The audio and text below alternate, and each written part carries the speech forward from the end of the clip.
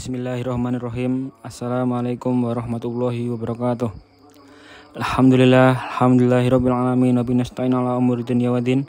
Wassalatu wassalamu ala asyrafil anbiya'i wal mursalin wa ala alihi wa ashabihi ajma'in, amma ba'd. Marilah kita panjatkan puja dan puji syukur kehadirat Allah Subhanahu wa taala yang telah memberikan kita rahmat, hidayah serta inayahnya sehingga kita masih dapat menghirup udara dengan bebas dan juga masih diberi kesehatan. Alhamdulillah ya. Perkenalkan, nama saya Ahmad Zaki Amil Firdaus, mahasiswa Pasca Sarjana IAIN Ponorogo, Prodi Pendidikan Agama Islam semester 2. Pada kesempatan kali ini saya akan membuat video tentang matkul pengembangan desain kurikulum PAI multikultural.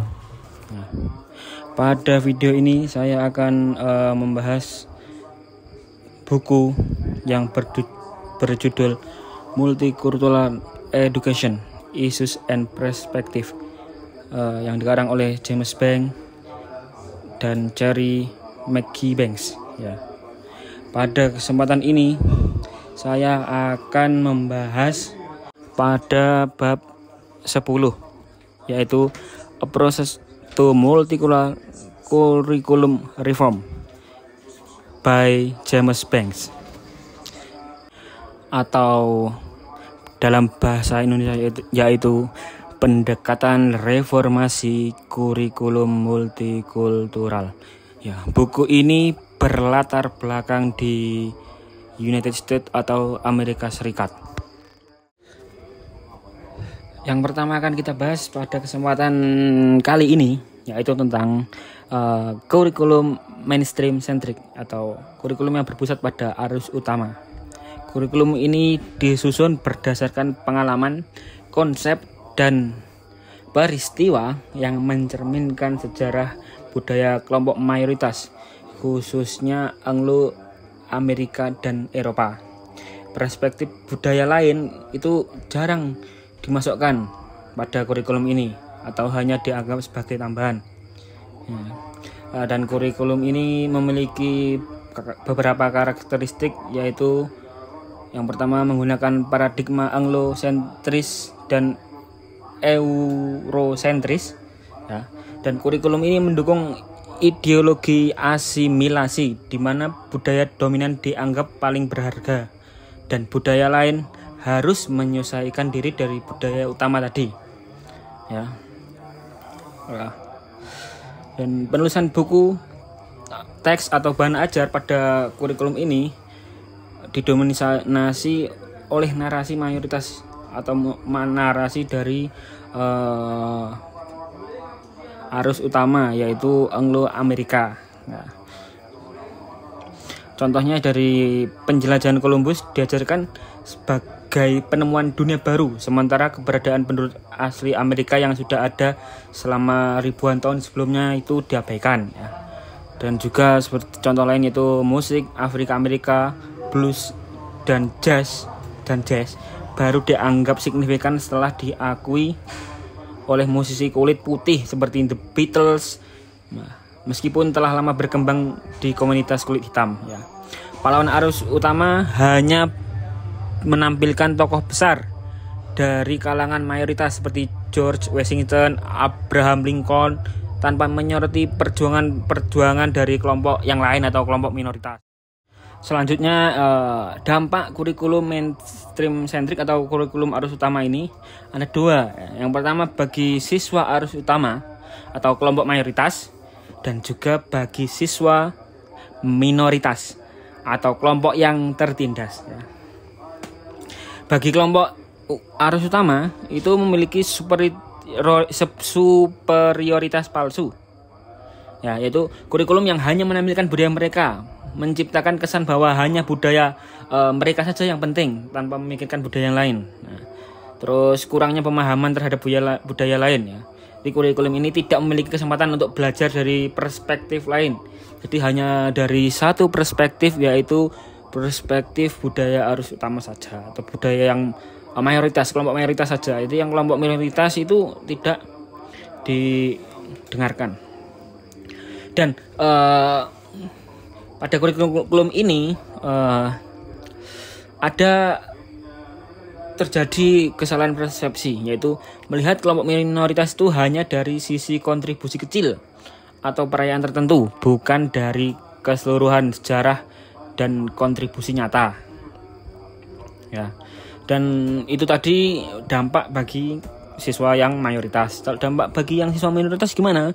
Ya, jadi ada beberapa. Yang pertama yaitu marginalisasi pengalaman dan budaya, ya. Pengalaman, sejarah, dan budaya mereka tidak terlihat dalam kurikulum ini, ya, dikarenakan hanya memfokus pada kelompok mayoritas saja, ya. Dan mereka itu hanya dianggap sebagai tambahan dalam pendidikan. Jadi kalau di Indonesia dulu tuh seperti yang wajib belajar itu hanya kaum bangsawan, kaum yang bukan bangsawan itu tidak usah belajar, seperti itulah.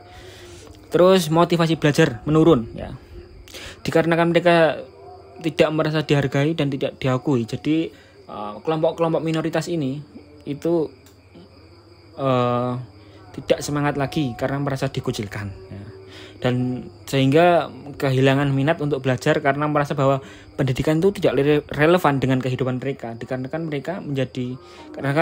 mereka dijadikan bukan tokoh utamanya, hanya memenuhi saja, gitulah intinya. Terus yang ketiga itu alienisasi sosial, itu ketidaksesuaian antara budaya rumah dengan budaya sekolah. Siswa mungkin asing karena merasa tidak diterima dan tidak dimengerti oleh orang-orang mayoritas. Dan yang keempat itu diskriminasi terselubung, ya. Kurikulum mainstream ini memperkuat stereotip negatif dan ketidakadilan sosial, dikarenakan hanya fokus kepada masyarakat mayoritas, tidak mengindahkan atau tidak menganggap kelompok-kelompok yang minoritas. Nah, dan tantangan yang yang terjadi dalam kurikulum ini, ya, itu ada perlawanan ideologis, ya. Sebagian pendidik memiliki pandangan asimilasionis, yaitu meyakini bahwa peradaban dan sejarah Amerika Serikat itu didominasi oleh warisan Inggris, ya, dan menganggap kontribusi kelompok minoritas itu kurang signifikan dibandingkan Anglo-Amerika. Terus juga ada perlawanan politik, yaitu ada anggapan bahwa pengetahuan adalah kekuatan, sehingga perspektif multikultural dianggap mengancam tatanan sosial dan politik yang ada.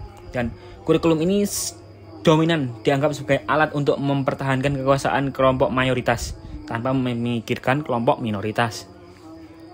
Nah, ada juga kurangnya pengetahuan guru tentang budaya etnis, ya. Sebagian guru belum memiliki pelatihan atau pemahaman mendalam tentang budaya dan sejarah kelompok etnis yang berbeda, karena hanya fokus pada etnis mayoritas saja tanpa memikirkan etnis lain atau kelompok lain, ya. Akibatnya mereka sulit mengajarkan materi multikultural secara akurat dan menyeluruh, dikarenakan mereka hanya berfokus pada satu saja, yaitu mayoritas. Dan ketergantungan pada buku teks eurosentris, ya. Buku teks masih menjadi sumber utama pembelajaran di sekolah pada kurikulum ini, ya. Sebagian buku teks tersebut ditulis dari perspektif dominasi kulit putih dan kurang memperhatikan keberagaman budaya, ya. Jadi ya dikarenakan hanya mementingkan mayoritas, jadi yang ada ya hanya perspektif mayoritas itu aja. Terus yang kelima ada fokus pada ujian dan akuntabilitas, ya. Standarisasi ujian di sekolah lebih menekankan pada penghafalan fakta sejarah mainstream, ya, dibandingkan pemahaman perspektif multikultural, yaitu pada fokus pada mayoritas atau yang tadi yang etnis atau golongan mayoritas saja tanpa memikirkan yang minoritas ya. Hal ini menyulitkan integrasi konten budaya dan pengalaman minoritas ke dalam kurikulum, sehingga merasa orang-orang kurikulum itu tidak dianggap pada kurikulum ini. Terus tingkatan integrasi kurikulum multikultural itu ada 1, 2, 3, 4. Ada pendekatan kontribusi, pendekatan adiktif, pendekatan transformasi, pendekatan aksi sosial ya. Yang pendekatan kontribusi yaitu menambahkan pahlawan dan artefak budaya tanpa mengubah struktur kurikulum ya. Ini yaitu yang paling sederhana dan umum digunakan ya. Penambahan elemen budaya diskrit ya, seperti hari perayaan, makanan, musik atau tokoh tertentu yang dianggap pahlawan ya. Tidak mengubah struktur dasar dari kurikulum alus utama. Contoh perayaan Cinco de Mayo tanpa memahami sejarah dan budaya Meksiko ya. Dan juga memperingati Martin Luther King Jr. tanpa mengajarkan teks perjuangan hak-hak sivil ya. Dan kelemahan pendekatan ini yaitu menghasilkan pandangan parsial yang menutupi realitas perjuangan kelompok minoritas, mengabaikan proses bagaimana tokoh-tokoh tersebut menjadi pahlawan. Dan yang kedua yaitu pendekatan adiktif ya, menambahkan buku, unit atau kursus tanpa mengubah sudut pandang arus utama ya. Itu seperti menambahkan konten, materi, buku atau unit terkait kelompok minoritas ya. Kurikulum utama tetap tidak berubah, hanya menambahkan sebagai pelengkap saja. Contohnya yaitu menggunakan novel The Color Purple tanpa membahas konteks sejarah dan sosial di baliknya, dan juga membahas interniran Jepang Amerika selama Perang Dunia II tanpa memahami diskriminasi sistemik yang terjadi. Dan kelemahannya yaitu perspektif yang digunakan tetap berasal dari kelompok mayoritas saja. Yang ketiga ada pendekatan transformasi, mengubah perspektif kurikulum agar mencerminkan berbagai sudut pandang budaya ya. Itu mengubah kurikulum untuk memungkinkan pemahaman dari berbagai perspektif ini ya. Dan juga mengajarkan peristiwa dari sudut pandang kelompok yang berbeda, tidak hanya dari satu kelompok saja. Contohnya mengajarkan revolusi Amerika dari perspektif orang Anglo, Afrika Amerika, dan penduduk Asia Amerika dan juga Inggris ya. Jadi tidak cuma dari satu kelompok saja ya. Cara melihat bagaimana berbagai kelompok melihat dan mengalami peristiwa yang sama dengan cara yang berbeda. Seperti tadi kelompok minoritas melihat pendidikan di kurikulum ini itu yang tidak menghargai mereka, jadi mereka merasa dikucilkan. Itu perspektif mereka. Tapi kalau kelompok mayoritas ya mereka enjoy aja karena mereka tidak dirugikan. Nah, dan ini pendekatan ini memiliki keunggulan yaitu memberikan pemahaman yang lebih lengkap dan objektif dikarenakan berasal dari berbagai perspektif. Dan pendekatan yang keempat yaitu aksi sosial, yaitu mendorong siswa untuk memahami ketidakadilan sosial dan bertindak untuk perubahan ya. Itu melibatkan siswa dalam analisis kritis terhadap isu sosial ya, dan mengembangkan tindakan nyatanya. Contoh, proyek penelitian tentang diskriminasi di sekolah dan mengusulkan kebijakan untuk mengatasinya. Membuat kampanye sosial yang mengedukasi masyarakat tentang hak-hak minoritas. Dan ini memiliki keunggulan yaitu membantu siswa menghubungkan pembelajaran dengan kehidupan nyata dan tanggung jawab sosialnya. Ya, ini sangat penting nih yang ketiga dan keempat ini, karena memiliki keunggulan yang baik ya, tidak seperti yang pertama dan kedua tadi. Dan yang kelima yaitu strategi implementasi kurikulum multikultural, yaitu mengajarkan sejarah dan kontribusi etnis secara adil ya.